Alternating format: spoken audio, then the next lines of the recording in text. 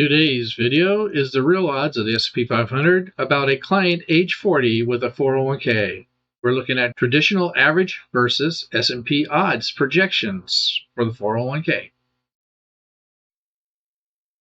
Hello, welcome back. So today I'm not going to be using a PowerPoint except for the intro. That's just going to be spliced in later. I'm going to go strictly with a Excel spreadsheet. Now, here's my notes for today, so I go in a logical order to make sense when I present this, and so I don't forget something that I wanted to cover today. So first thing we're going to do is we're going to be using my odds sheets for the S&P 500, the full 94 years of the S&P 500. As you know, if you've seen my other videos, I've cut it down to from 1990, so a 34-year period. So it eliminates all the stuff in the beginning of the S&P that probably no longer apply anymore, but it does change the odds. I am more comfortable with more data, but I can adjust it depending on who I'm talking with, okay? So right now we're going full S&P 500 data, raw data. So first thing we're going to do is if somebody's sitting down with me and they're trying to, the goal here today is to see what they need for their retirement, how much they need, how long will it last, and how much is it going to cost? That's the questions we're asking today, and that's why we're using odd sheets and balance sheets. And I have a hybrid one here I'm using today. So before I had them separated, now I'm making hybrid ones that are making it a little bit easier. So we're going to go over age first. So I'm zoomed in here on a hybrid sheet, and it shows the odd sheets here. Like here's 15 year, this is the odds. Here's the balance sheet added into it, so they're right next to each other. It makes it nice. Here's the odd sheet here for 20 years. And the balance sheets, and then the 25-year and the 30-year, which we're going to be working with today. So one more little click here. So we start with the age. So age 40, that gives us a 30-year time horizon, because if we're retiring at age 70, that's 30 years. That's our time horizon. So that's what we're going to do first, is using a 40-year-old. Then we're going to look at contributions from this 40-year-old. So over here, we're going to have annual contributions. In San Jose, California, where I'm at, most people around the age of 40 have about $100,000, right, in their income. And they're given usually about 3%. Sometimes it's getting a little bit better now than years before, and sometimes 4%, maybe even 6% of their income. I got to click on edit the note so you guys can see it. Contributions adjusted for how much you need, what's needed compared to how much you can afford, because that's the difference, right? How much do you really need? How much can you afford? And then if you have company match or not, that helps you afford more, right? With company match. Now for the amount in the, since I don't have somebody actually sitting in front of me right now, we're going to cover basically, look at your assets and figure out how much you need, how long does it last, and what does it cost. Again, let me do an edit note so it'll pop it up here where you see it. And I'm going to use the Vanguard table. Biggest 401ks is Fidelity Investments. They have the large one. The Vanguard, when they post it, they have a large, they usually do a better table so I can see different age groups. So I'm going to use that one for the age groups here. So I'm going to use Vanguard. Now, for age 40, this is the Vanguard table right here. Vanguard. For age 40, 35 to 44, the average is about 86,000 in their 401k. Median is 32,000. So that's right in the middle of the people with 401ks with Vanguard, and the average is a little bit higher. So somewhere between 32,000 and 86,000. I usually find in the Bay Area they're closer to the average than to the mean for a 40-year-old, which is halfway between here. And just so you know, there are people that have $1 million in their 401k. They do exist. But this is the majority or the brunt of them right here. That's why the 401ks are failing. They're not producing enough to get you to the amount you need to retire. Now, Fidelity has 27.2 contracts in either IRA or 401k. And out of them, 441,000 out of 27 million, the 401k accounts had $1 million in them. That's comes out to 1.6%. So only 1.6%. Okay. If you look down here with the retirement study in 2019 survey, 45% of Americans have $0 saved up for retirement. 64% have less than 10,000, 76% have less than 50,000, 83% have less than 100,000, and 96% have less than 500,000. Only about 4% have 500,000 or more. This is a terrible situation for our retirees in America, and I'm going to explain today why that's happening. Okay, so we're going to use 87,000, and so we're going to put here for the asset 87,000, and then we're going to look at the Vanguard, which just did 1.6 million. Need license. We got to do the goals. Most people sit down with me here in San Jose when I ask them how much they want to retire, no matter their age, they're all saying about the same, about $5,000 a month. That's $2 million at 3% withdrawals. Now, 3% withdrawal, if to last 20 to 30 years, the rule of thumb is 3% to 4%. It used to be 4%, now it's 3%, so it'll last 20 to 30 years in an account that's at risk. I'm starting out with 3%, and then we'll adjust from there. So 3%, $2 million goal to get the $5,000 a month. So we look up at here at the 30 year, because this person has 30 years. And this is a 25 and 20. We're not looking at those right now. So over here, now, that's right. First, I want to say, one of the biggest reasons is that when you sit down with somebody, an advisor, and you ask them, how much do I need? How much will my account be? Well, one of the first things they do, the rule of thumb throughout the industry is you look at the last 20 or 30 years of the S&P 500 and you take that average, and then you use that as your growth number. So if you look at 2021, the average for 30 years is 9.89. So a typical advisor is going to take the 9.87. They're going to calculate it out. 9.89. $3,000 a year, starting at $87,000 of a retirement plan, is $2 million. So they're picking. This is a nice rosy picture. If I sat down and I only had $87,000, I'm 40 years old, and says, "Well, I might have $2 million when I'm ready to retire at age 70." That's a good deal, and that's the number one problem. Okay, it's not a real number, and it's not a realistic goal. So let's go back and let's look at the 30 years of the S&P 500 and see what it actually did in that 30 years. So your chances here. So an investor, $2 million goal, right? 0% chance, right here. 0% chance of making that $2 million goal if they have $87,000 in their 401k and they're only putting in $3,000 a year. And we're looking at 30-year cycles. Now, 30-year cycle, what that means is we have 94 years, 0.3 if you count beginning of this year, but 94 years of the S&P 500.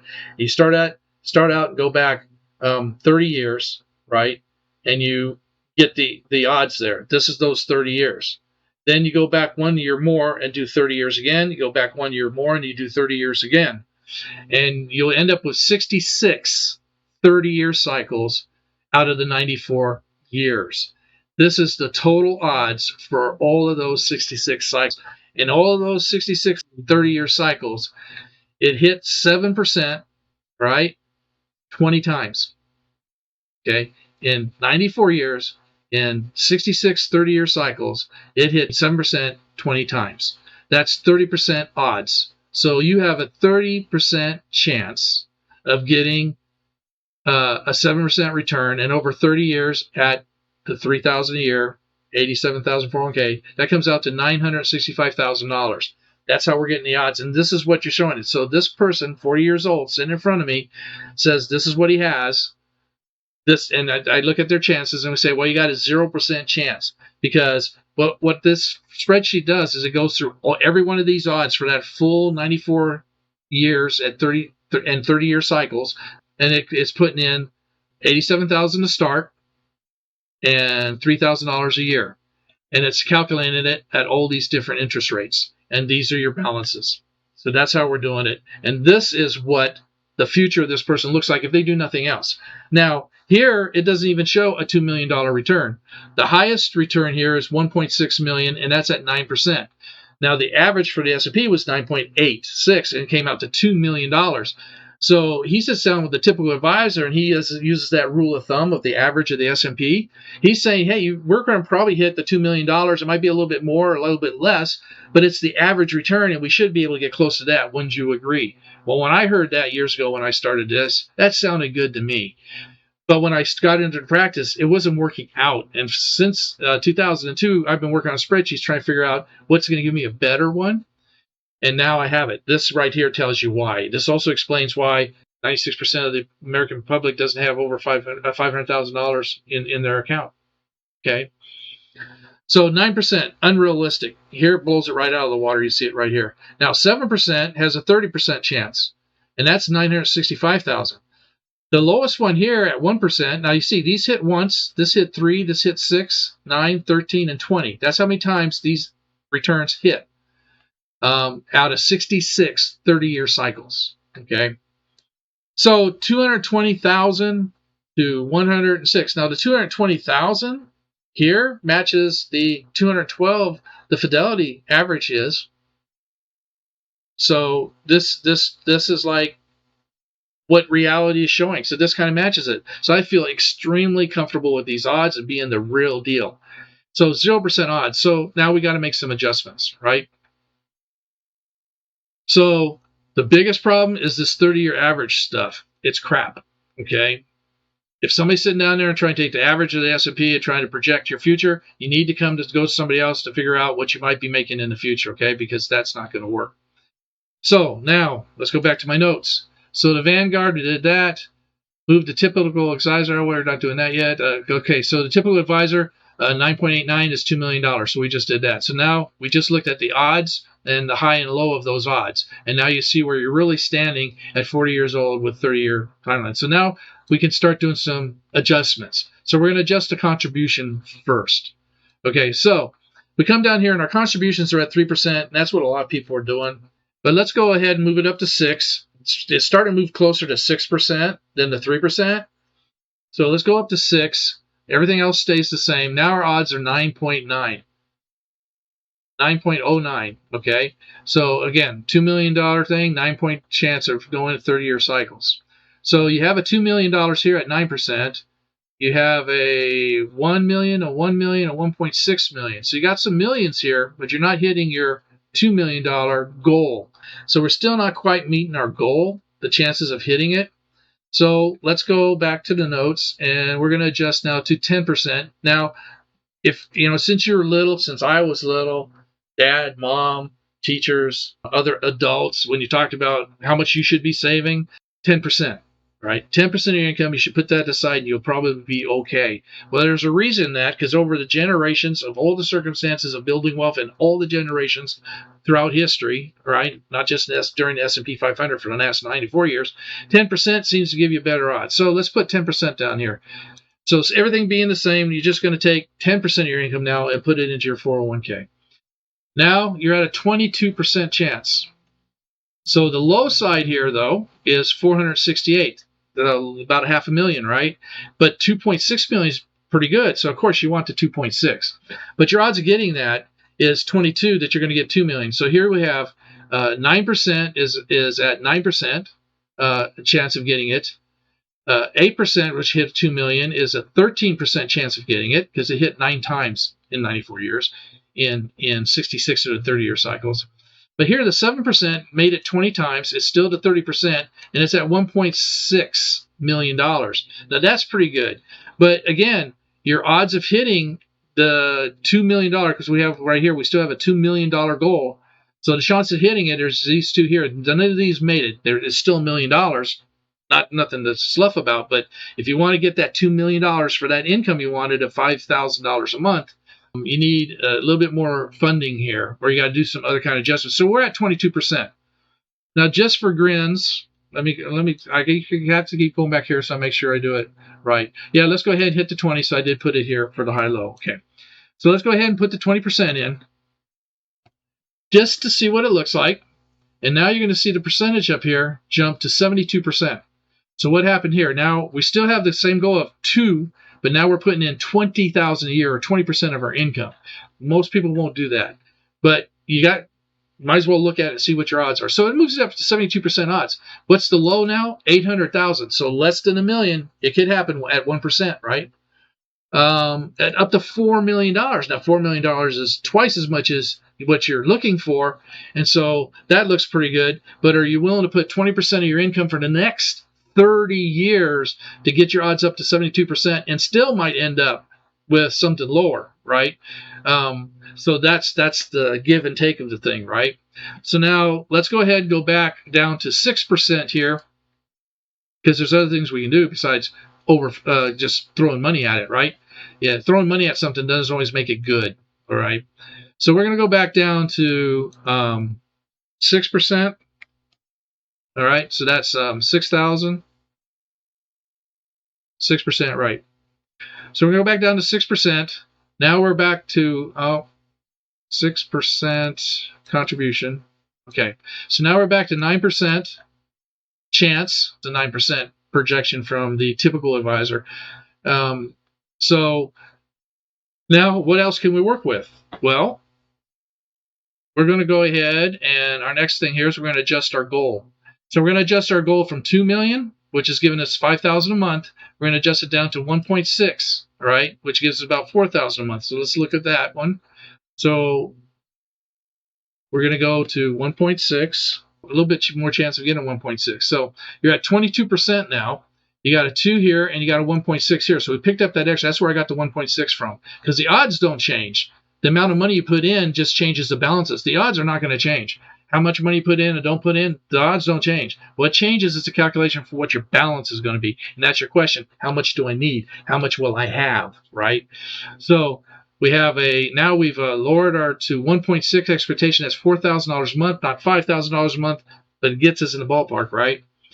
And our chances at 22%. Now you got another $1 million right here. That's 19% of hitting that. These two here are only at 9 and 13%. Now the 7% is 1.2 million.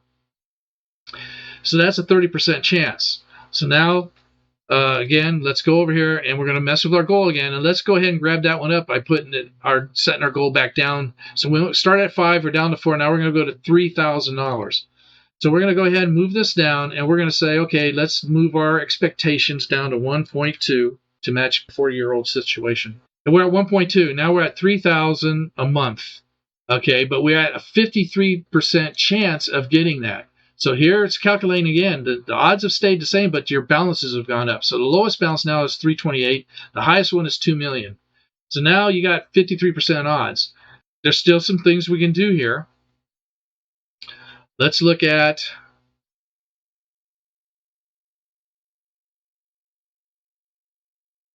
changing our withdrawal. Now remember, to get the 33 years, we needed only draw out 3% of the original goal. That's 3,000 a month, okay? So now we're going to have to adjust that. Let's go to the 4%. It's going to drop us down to 25 years. So for our withdrawal, now we're only getting 1.2 million, and now we're going to draw 4% to help get that back up. We're trying to get back to 5, but at that, we're only going to make 4,000. Okay, so now it's not as bad as 3, but now we're at the 25 years, and we have a 50% chance of getting that. Now, for somebody that has 30 years to go, so now we're at 3% chance that we're going to get to the $1 million. Okay, now I'll bet you none of you guys had this much of a feel for what the S&P has actually been returning, right? I don't think anybody has this. I never had this. It was only a few months ago when I finally stumbled onto this, and all these spreadsheets I've been doing all these years. And it just hit me one day. It says, I have all the data. All I have to do is truncate the returns and count them, and that'll give me my odds. So that's what I did. So now let's go back to my notes, make sure I still stay in roll here. So we're at 1.2 million. We changed it to 4. And let's do one more thing, is looking at now, what I've added to these at the end of each one of these, I started with a 7% because there's a 7% guarantee I can give. So people that have 10 years to go, I can guarantee them 7% on income for the next 10 years. If you look at these odds, the 7% came out to $1.2 million. Now, the 7% beats the 30-year S&P 31 times. The S&P wins 15 times, and they tie 20. So 20 and 31 is 77% of the time. So if you can find a fixed rate with no market risk, why put your money in the market to get a 53% chance of doing it when you can put whatever you put in, if at 7%, is going to give you 77% of the time beat whatever the S&P is giving you, right? So I have that in there for that reason. And then you can see down here it's at 76, and at 20 years it's at 64, and at 15 years it's at 58. So we're back down to about 50% when we get to 15-year rolling. Okay, so let's go back over here and continue what we're doing. So 7%. So let's see what 6% looks like. So 6%. There you go. 6%. It beats 18 and ties 13. So that's 47% of the time. So if I can get a fixed rate of return, and that's part of your plan B, right? You need something to offset your plan A, right? Which is your 401k. If you can get a 6% return, we're talking about 40% of the time it's going to beat the S&P. So that's going to give us some better returns. So let's continue on my notes and make sure I cover what we're going to do. So that's 6% maybe, right? So 7% probably not. Getting 7% for 30 years. So 6% maybe, 4% maybe, 5%, 5, 6, somewhere there where you can get it. If you've been looking at the markets long enough. 4%, 5% is not that unrealistic. So now we're going to move the advisor thing out of the way, this little note down here, so we can see some more math here. Let's move this out. We're already done with this one. Okay, so now we have a 53% chance to get $1.2 million. And if we do a 4% withdrawal, we're going to get we're $1,000 shy a month of what we want. But now we got some more things we can do. So 6%, we're putting in $6,000. Okay, so we're already putting in $6,000 at 6%, and that's at risk, and we're going to get somewhere between $328 and $2 million at a 53% chance. Okay. So what else can we do? Well, if you had only 10 years to go, like I said, I can guarantee you 7. So 10 to 15 years time horizon, you can move what you have in the 401k because you don't have a whole lot of time. You only got 10 years or 15 years. Move what you have, grow it at 7 guaranteed, and you have a fixed number. And if it works out for you, great. If it doesn't, then maybe you need to leave some in the 401k and some in the plan B. But right now we're working with a 40-year-old that has 30 years. So if you don't do it when you're young, it's kind of too late to try it when you're older. But there's always something you can do to try and catch up. So let's say 40-year-old has about $50,000 in CDs and bonds or something like that. Maybe cash or CDs. I found that most of my retired people, when they come in, they have between $50,000 and $80,000. So I normally don't see people any younger because I deal with retirement people retiring. So it's kind of late in the game. I try to work with people younger, but they always think they have so much time and they don't want to listen. So for those who know the odds, hopefully they'll listen. So we're trying to save the younger ones and help the people that aren't at 10 years yet to go. They still got maybe 20 years to go. So there's more help we can do for them. So let's say they have $15,000 cash or CDs. And now they're already putting $6,000 over here. And now you can dump more money in here, get your percentage up, but there's still a lot of risk there. So let's go with plan B, fixed, out of the market. So we're shooting for 5% here. 5% is more realistic over a 30-year period. And instead of putting this extra $3,000 or $4,000 to get to 10%, let's go ahead and put $3,000. And you could put 4. It's up to, when I'm sitting in front of somebody, it's up to them. It's their money and what they want to do. Once I show them the odds, we work together on that. But let's say 3,000. Now we're only at 9,000. We're not up to the full 10% you should be doing. But let's say we just do 9,000. So 50,000 and at 3,000 a year, 5% is $425,000. So now we're only putting 90,000. We're at about 9%, not up to 10% yet. So you still got a little bit more money you can put in. So you're at risk at 53%. You're going to get between $328 and $2 million. So with your guaranteed, let's call that guaranteed fixed rate because it's more of a fixed, more stable rate. So it's more guaranteed, even though you may not be able to get a guarantee for 30 years yet. Of course, with the 30-year treasuries before, they're way up at 10%. And I gave you that guaranteed for 30 years, but now they're down around 3%. So $425,000. So you add it to the 3.2, you got 75. So at the low end here, you're pretty sure you're going to get about 753 and up to 2.4 million. Okay, so this is putting you in a lot better looking situation. But wait, there's more. Let's go back to my notes here. So now we have our $50,000, $3,000 a month at 5%, right? Now remember, if your 401k has company match, there's actually some more money going into the 401k side. So maybe you can shift more to this side, depending on if you have matching or not and how much you got matching to it. So there's more stuff you can play around here, okay? So now we're going to look at what's called a black swan, okay? If people who follow me, they know about black swans and they know about sandpile theory. Okay, so let's go a little bit into that. Sandpile theory. Now I'm going to click my note here again so you can see it on the screen. Edit note. In 1987 in New York, 3 physicists, all right, in the Brookhaven National Laboratory, right? Now I'm going to really butcher the name. Sorry about that. It's Purbach, Chow Tang, and Kurt Weinsfeld. They were working on in physics. These are physicists, some of the biggest complicated math stuff we have. They're trying to say, if you look, when they're looking at a sand pile, and this is the bottom of an hourglass where the sand drips through and it makes these sand piles. So the sand's at the top, drips through, it's making a little pyramid. It starts forming like this, and then it crumbles a little bit, crumbles a lot as the sand pile gets bigger and bigger and bigger, and it crumbles more and more and more, right? How can they predict that? How can they know when that particular sand stone hits that pile that it's going to collapse it? Okay. And what they found out is, so far, can't do it. You can't predict it. So when some advisor or somebody's trying to say, some company, some carrier, and they're trying to say they have some kind of a software program or algorithm that can tell you when to get in and out, they really don't. Maybe it'll improve your odds a little bit, but nobody has anything that's predictable yet and repeatable. And that's the thing. It might do good for a while, and then all of a sudden it fails on you. Boom, you get hit, and it all goes away. The sandpile theory says you can't predict the future, all right? Black swan theory, let me hit this one now, edit note, so you can see it.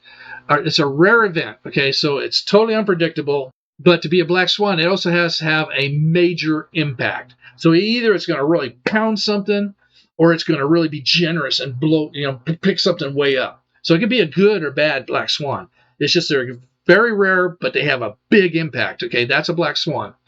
And it's way beyond any normal expectations. It's totally unpredictable. And if you can find something, sandpile theory, find something like that, and we can use it for looking at history, predicting history, science, finances, and technologies. And it's kind of see into the future. We just don't have it yet. Okay, my notes here.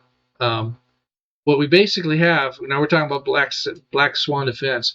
If I go over to basically the highest black swan in the S&P 500, because I could see that the S&P 500 tells us what our black swans were over the 94 years. Okay, because we have the maximum per year plus 45. We have the worst per year minus 47. We have the highest per day 10.79, and we have the worst per day minus 20.47, which was Black Monday. Happened once. Okay, so those are definitely black swans. So I go to my 1 year to represent my black swans. So we go all the way over here to the odds at the 1 year, and this is our 1 year here. Now you can see these all happen one time. All these happen only once, so the odds exactly the same. All right, exactly the same.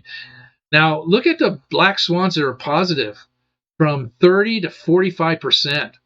1, 2, 3, 4, 5, 6, 7. 7 positive black swans. 1 minus 47. I don't count the 29 or the 28 because I made a cutoff of 30%. Anything that fell 30% or more is a black swan, a bad one. Anything that grew 30% in a year or more is a good one. Now, there's 2 of them over here on the 3-year rollings, but they didn't show up anyplace else. But that's 3 years at minus 31%. So it doesn't really qualify for a black swan. So really, we had 2 bad black swans and 1, 2, 3, 4, 5, 6, 7 good black swans. So in 94 years of the S&P, if you call it a 30% loss of black swan, there's been a 47 happened once. A 29 happened once, a 28 happened once, a 23 happened once. So there's some pretty nasty ones in there, but I didn't call them black swans. If you want, you can call those black swans. But we did a whole lot from 30 to 45 of good black swans. A minus 38, that was 2008. Minus 38 1 year. So if you look down at the highest ones for any 1 year, the highest plus happened 6 times. It's at 26%. The 26% hit 6 times, so you have a 6% chance of getting that. A minus 11 hit 5 times out of 95 years, right? 5, and that's about 5% chance, 5.26. So these fall in the 34% range. This is a 38% range, and this is a 29% range. And that's just totaling up. The total odds for that range is 28%. But the actual odds for any one of those is 1%. The actual odds for any one of these, they hit twice, is 2.11%. And the actual odds here is from 3% to 6%, okay, because they hit the most. So that's my black swans, okay. So those are our black swans for S&P 500. And you don't want to get those in your retirement year or just before your retirement year or just after you retire. You don't want a bad black swan. A good one's okay, but a bad one's, that's what you don't want. So what we're going to do here now is we're going to look at where we're at. So we now have a 53% chance of making between 320,000 to 2 million. We have a almost guarantee of 5% to give us almost a 500,000, 425. So we're sitting here at between 700 and 2.4 million as our setup for working the S&P 500. Remember, we have 30 years to adjust this. He can put more money in. He can, maybe things are growing a lot better. But this is the best comfortable thing I'm at with this, knowing the odds. So this person should have a really good feel of what's going to happen here. But we have to be, now you don't have to plan for the good black swans. You hope for those. And there seems to be more of those in the S&P than bad. But the chances are the same, 1 to 2%. But if you just got the bad one just before you retire, as you retired, or right after you retired, the worst one is minus 47%. And that just took our odds table here back to 0. Now, is there a million in there? Yes, the 9% is still a million. You got 9% chance of getting it. The 7% is at 672. So at the low end, we have 173, 1.5% odd of getting that. That's a 1% return. And a $1 million here. So even with a black swan minus 47%, we still got there's $1 million hit right here if you can get the 9%. Now 7%, you still got 671. So that's what black swans will do. If that happens, that's why when you're in retirement, you shouldn't be in the market unless you have plenty of money. People have plenty of money. It doesn't matter if they're in the market. It doesn't matter if they're not. But if you're counting on it, you're relying on it, you shouldn't be in the market when you're retired. Okay, if you're relying on every penny. So that's what this is kind of telling you, and this is what it's telling me. I'm so happy that I'm able to get these kind of numbers now. Now let's go back to my notes, make sure I'm not missing anything. Okay, black sun. Okay, so 96% of 401ks are failing. All right, and why is that? Now, number one is they're underfunded because the rule of thumb for the industry is take the last 30 years of the S&P and multiply it out. That doesn't work, and it gives you a false, this came out to $2 million, and your odds weren't anywhere near that. And then when you get that kind of a thing from your advisor, right, it makes you look really, really good, feel really good. You're not going to do a plan B. And you need to get to a plan B long before you get to the retirement, right? And then the black swans, we know with the S&P, they're very, very rare, but it seems like most of the time they're a good thing, but the bad times is what you don't want. It can wipe you out. Losing 47%, 30%, 29%, of your fund right there where you're retiring is not good. So black swans are not good. The expectations are being set too high by advisors. We need to get together as advisors and stop doing that. We got to be more realistic. Go watch my videos. You can freeze frame on my odds sheet for S&P 500, and you get those odds, and you build from there. I'm still going to do part 2, which is going to show you how to do that. So don't forget, okay, if you like what I'm doing, subscribe, and ring the bell to get notifications when new ones. Now, I got about 15 years left of life, statistically, and I'm going to try to upload all the stuff I've been learning and put it on the YouTube channel. So there's going to be a lot of good stuff, economic stuff, all kinds of stuff that I'm putting up there. If you like it, if you felt this was good, please like YouTube to show it to more people and share it. Share it to people. Please help me get this word out to everybody, okay? It doesn't cost you a dime to do that, all right? So thank you for coming in. I hope you love what I got. I hope you love what I'm going to have going forward. And until next time, peace, and I love you all. Bye.